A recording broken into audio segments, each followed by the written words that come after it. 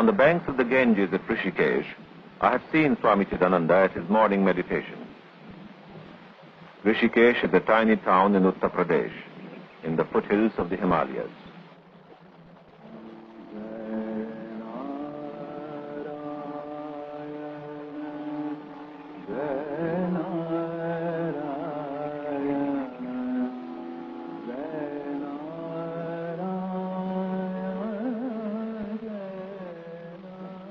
Sunrise ends the hour of meditation. Those who practice yoga consider it auspicious to meditate by the Ganges, the sacred river of India. To meditate, to apply thought force consciously, to achieve harmony both within and without, to obtain control over the mind and the emotions, and thus to open the faculty of intuition. Rishikesh lies in that area of the Ganges called Devaloka, the home of the gods, which stretches several hundred miles from Haridwar up into the Himalayas. And in India, each serious spiritual person will eventually make his way there, as Swami Chidananda did 25 years ago. At the age of 22, Sridhar Rao, as he then was, graduated from the University of Madras. The son of rich parents, that brilliant scholar might have been one of the elite of society. Instead, he chose to tread the path of austerity. The center of Swami Chidananda's community, although he would say it is only a physical home, is the ashram at Rishikesh, distinguished by the twin towers of a temple and a shrine to the founder of the Divine Life Society, Swami Shivananda. An ashram is really a Hindu monastery, but people who are not members come to Swami Chidananda with their own personal problems for advice and comfort with bad coughs and bad consciences. Sometimes they wish only to touch him, but Chidananda does not claim spiritual power. If a man wishes to believe, he says, let him feel free to do so.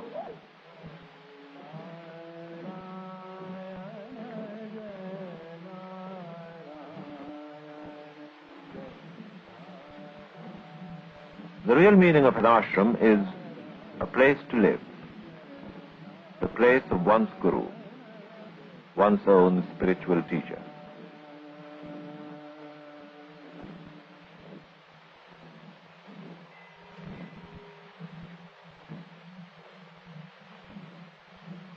Serve, love, meditate, realize. The Divine Life Society was founded here in 1936 by Swami Shivananda. And there's a monument which stands outside the ashram at Rishikesh to commemorate his life. Swami Shivananda, hailed as the prophet of a new age for his inestimable services in the cause of raising the moral and spiritual standard of modern mankind. Serve, love, meditate, realize. The four corners of his belief. Be kind, be compassionate.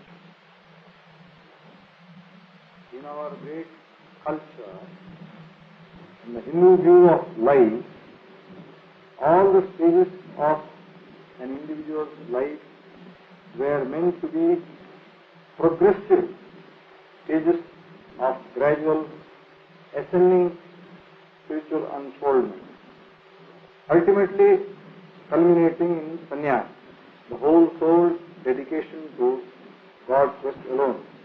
Each morning in the prayer hall of the ashram, Chidananda talks to visitors and ashramites, often in English, the only language in common among the many Indian people as well as the foreigners. Ashrama, the second stage. Part of the discourse I listened to was addressed to one of his younger visitors, who had just reached his 21st birthday. For the service of all humanity. He talked of the four stages of Hindu life: the student, the householder, the recluse, and the final renunciate. Soon, he said, you will become a son-in-law and enter into the second stage of life, that of a householder. You must not consider this a stage of bondage, as many do. In the Hindu view of life, This second stage will provide you with a field for the service of all humanity and the helping of all mankind. Om Sharavana Bhava Sharavana Bhava Sharavana Bhava Pahi Mam Subramanya Subramanya Subramanya Rakshama.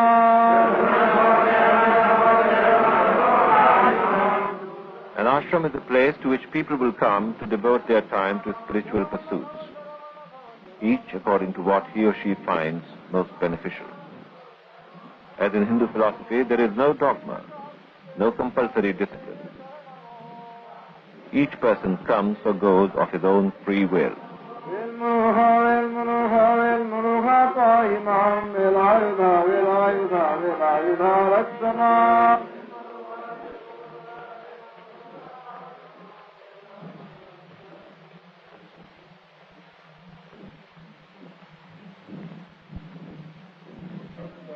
At the end of each session, the Swami receives Arati, the sacred flame, all-consuming, all-transforming. And each disciple in turn pays his homage.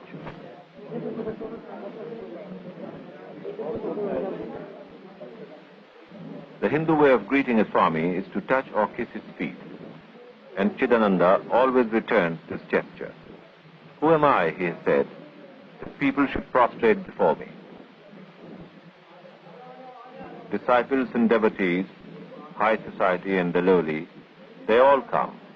There are no distinctions for this unusual man. I took my turn with the rest and paid my homage. I, a Muslim. In India, I never had to distinguish between Muslim and Hindu. And in the mind of Swami Chidananda, there are no words like distinction and partition.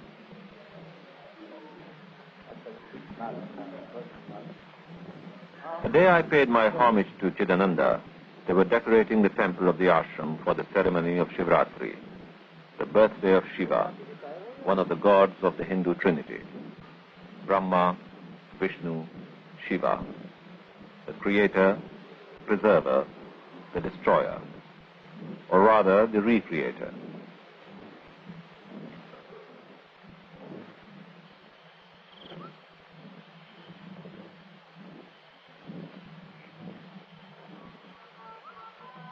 All day long they chanted Om Namah Shivaya, hail the name of Shiva. In the evening, the worshippers gathered on the veranda in front of the temple to continue the chant and to take part in one of the 4 complete ceremonies of pujas which would go on until sunrise. First, the purification by fire and the arrival of Swami Chidananda for the second of the 4 long ceremonies.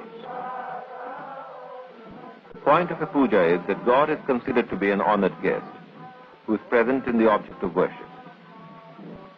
This time, the god is Shiva.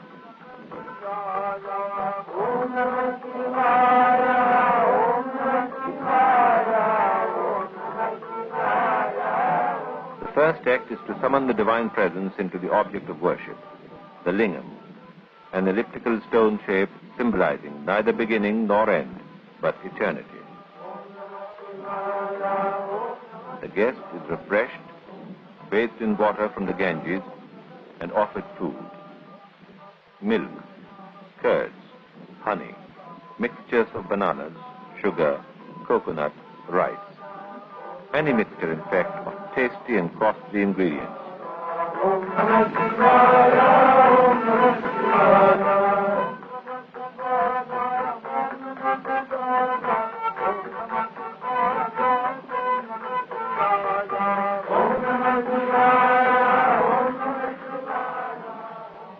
The food is then drained off into pots and committed to the Ganges, and the grease is washed away by water. While the people continue their chant, Om Namah Shivaya, Om Namah Shivaya.